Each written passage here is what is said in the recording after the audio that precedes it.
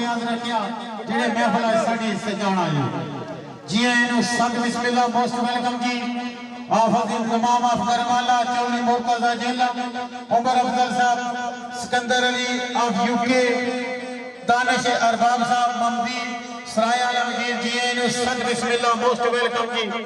इन्होंने पूरी टीम नु जी इन्हू सद बिस्मिल्लाह मोस्ट वेलकम जी आफत मलक मुदस्सर की तरफों चौधरी काशिफ जट साहब की तरफों इसरार मुदरी चौधरी नईम मनास